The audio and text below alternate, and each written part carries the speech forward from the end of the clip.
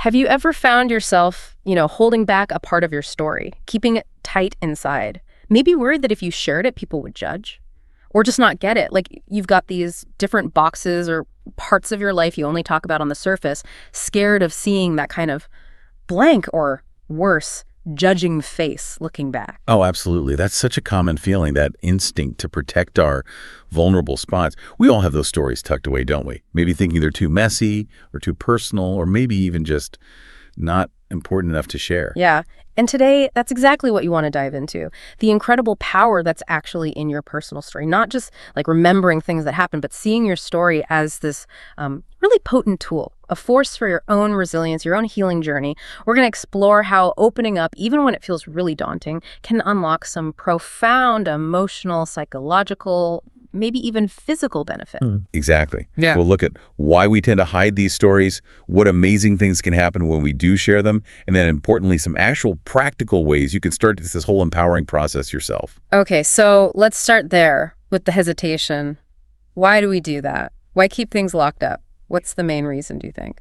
Well, often it really just boils down to a fundamental fear of judgment.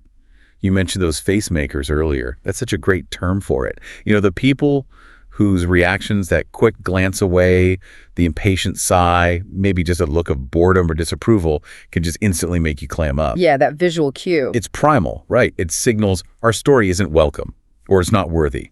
We worry our experiences will just sound stupid or not worth anyone's time. And is that just about other people, or do we kind of do it to ourselves too? Oh, definitely. That's a really key point. We battle this fierce internal adversary as well. That little voice inside that whispers, why bother telling anyone? Who really cares?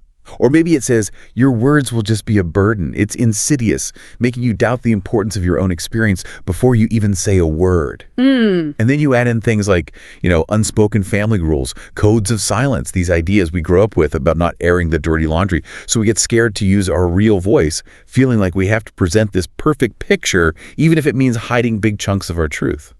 Right, and the really tough thing about that fear, whether it's external or internal, is how alone it can make you feel. It just reinforces this idea that maybe what you went through is shameful somehow. Yeah. Deepens the isolation. Exactly. It becomes this vicious cycle. Silence leads to feeling alone, which makes you stay silent. But, and this is the hopeful part we're getting to, breaking that silence. It can be incredibly freeing. Okay, so that's the resistance. What's on the flip side? What is it about actually telling the story that's so powerful for healing? It's like storytelling itself is ancient, right? Part of being human, how we connect, pass things down. It absolutely is. And the thing is, storytelling isn't just talking out loud. It's also an internal thing. It's like cognitive mapping. Yeah. You're taking these experiences, especially traumatic ones, which can feel fragmented and overwhelming, and you're building a coherent map in your mind. It's how we make sense of things, really. Yeah. Giving structure to confusing emotions, organizing thoughts. Okay. So when you narrate your story, you're creating this platform for expression. It helps you process the trauma, face difficult feelings. This can lead to what we call emotional release, letting those bottled up feelings surface. And that can bring about catharsis, that purging of negative emotion. Research actually shows that writing about trauma can lower distress levels. Therapists often use it for deep-seated stuff. So it's not just venting, it's the shaping of it. Giving it that structure, beginning, middle, end. Because when tough things happen, grief or hardship, you can feel so powerless, like life's just happening to you. Precisely. By telling your story, you take an active role in how it's shaped. You decide what matters, what lessons are there, what meaning you want to pull from it. Yeah. This helps you shift from seeing yourself maybe just as a victim to seeing yourself as someone resilient, someone who survived, maybe even grew. It's about reclaiming a sense of mastery over what happened, realizing your reactions, maybe to trauma, they actually make sense. You're not broken. Wow, yeah. That's a huge mental shift. From broken to empowered. And I guess part of that mastery is fixing those unhelpful beliefs trauma can leave behind, like I'm weak or you can't trust anyone. Yes, and what's really interesting is that just the act of telling the story, especially if you're in a supportive space, can help correct those beliefs, often without needing, the heavy lifting of a therapist pointing out flawed thinking. Yeah. Just opening up and recounting it helps you see the truth yourself. Trauma memories, especially, can be really disorganized, stored in fragments. So telling the story helps organize it into a narrative, beginning, middle, end. That makes the whole thing feel more manageable in your mind, maybe less threatening. And stories connect us too, right? They build bridges between people. Let others see our vulnerability, build empathy. Absolutely. There's such relief in finding validation. Just being heard, truly heard and understood without judgment. It confirms your experience was real, it mattered, it's worthy of attention. And that's how we find those special people, the ones who get it or who really try to understand and offer support. You can't find them if you don't open that window first. I remember hearing the story about someone who was really hesitant to tell a friend about this complicated health issue. And it turned out that friend knew someone else with the exact same thing and connected them. Suddenly there was this unexpected support network, Yes. all from just taking that first step to share. And that leads right into another powerful aspect, giving other people permission. When you share your journey bravely, you often, without even realizing it, give someone else the green light they needed to share theirs. Your courage can genuinely inspire others to begin their own healing. It creates this amazing ripple effect of vulnerability and connection. A really powerful public example is Michael Phelps, right? The Olympic swimmer. Here's someone who reached the absolute pinnacle of sport, but he talked openly about his struggles with anxiety, with depression. By doing that, seeking help, he didn't just help himself, he became this huge advocate for mental health, inspiring so many people globally to say, okay, maybe I can talk about this too. He gave millions permission. It's such a strong testament to the fact that healing doesn't have to be a solo mission. Sharing actively shatters that myth that you just have to grit your teeth and bear your pain alone in silence. Okay, so we've covered the why it's hard, why it's powerful. Now let's get practical. How can you, listening right now, actually start telling your story, harnessing its power? Let's talk pathways. First up, journaling. Even if no one else ever sees it, writing can be such a foundational tool, helps you process, see things differently. Definitely. And there are lots of ways into it. You could just keep a simple daily diary, track what you did, how you felt, helps keep you grounded, or try unsent letters. Write out everything you need to say to someone alive or not without any fear of consequence. It's a really safe container for release. You can also play with writing about your present self, your future self, maybe even have dialogues with your past self. Explore your identity across time. And what about that technique, free writing? Ah, yes, free writing. That's a great one. You just write, say, for 15, 20 minutes without stopping. Don't lift the pen, don't censor. You basically give your unconscious free rein. It's amazing what insights can bubble up when you just let it flow like that. Sounds intense, but potentially really revealing. It can be. And building on that, there's Dr. James Pennebaker's work on expressive writing. Really powerful stuff for deeper healing. He had people write about their deepest thoughts and feelings regarding their most traumatic life experience. Just 15 minutes, 4 days in a row. What his research showed is that just venting, simple catharsis, isn't quite enough for lasting change. You need to integrate the feelings, the thoughts, and develop new understanding.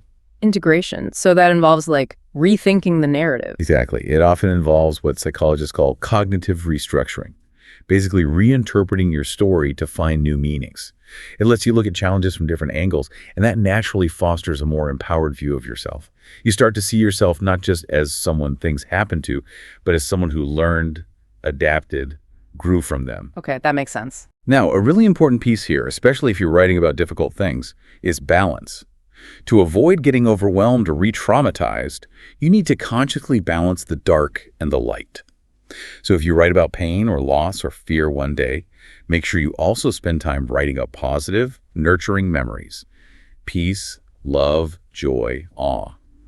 Alternate them. I remember reading about a student who, at first, honestly thought she only had one good memory, just one. But when she actually sat down to write, focusing on the positive, she uncovered so many more forgotten moments of joy. It completely shifted the balance of her story, even brought in some humor. It's incredible what we store away. That conscious seeking of balance is key. Another technique to make the writing richer, deeper, is using sensual details. Really try to bring the memory to life using sight, sound, taste, smell, touch. Describe things vividly. Like, there was one woman who unlocked a traumatic childhood memory of beating by focusing intensely on the close-up pattern on a linoleum floor she saw at the time. Those specific sensory details can act like keys, unlocking and helping process really deep stuff. Wow. So writing is powerful, but ultimately sharing with others still important. being witnessed. Oh, hugely important, often indispensable, I'd say. Telling your stories to a compassionate, enlightened witness. That could be a trusted friend, family, support group, a therapist. That's often crucial for deep healing. Why is that witnessing piece so vital? Well, group settings, for example, can create this incredibly safe and supportive environment.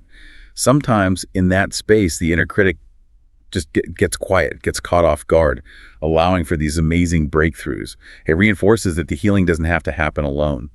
Sharing, being heard without judgment, it dismantles that belief that you have to suffer in silence. Yeah, I heard about a student in a workshop who said the real healing wasn't just writing her story down, it was the sharing of what had been private, actually being seen and heard by the group. That felt transformative. Exactly. That act of being truly seen, truly heard in a safe way. It can change everything. And when we think about this, it's so inspiring to look at people who really embody this. Yeah. People who live their stories of resilience out loud. Yeah, figures like Wilma Rudolph, overcoming polio to become an Olympic champion, just incredible willpower.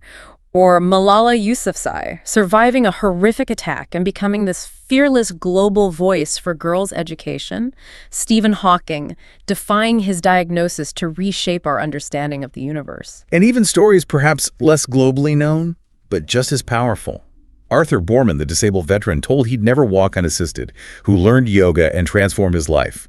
Arunima Sinha, an amputee who climbed Mount Everest. These stories, they really show us what's possible. They absolutely do. They affirm that your own story, whatever challenges it holds, contains immense potential for your own strength, your own growth. Yeah. They remind us that our experiences, when we own them, maybe share them, aren't just about what happened to us. They're about who we can become through them. So as we wrap up this deep dive, the key takeaway really is that your story matters.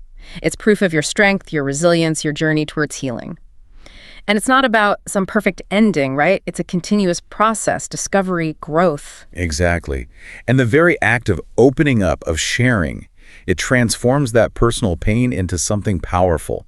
It builds bridges, creates understanding, and starts that ripple effect of vulnerability and connection. It can change your life and maybe influence others too. So here's something to think about.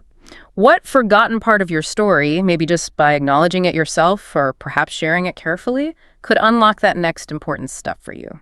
Your next step in healing and resilience. We encourage you to embrace your story in your own words and definitely in your own time. Thank you for joining us on this deep dive today.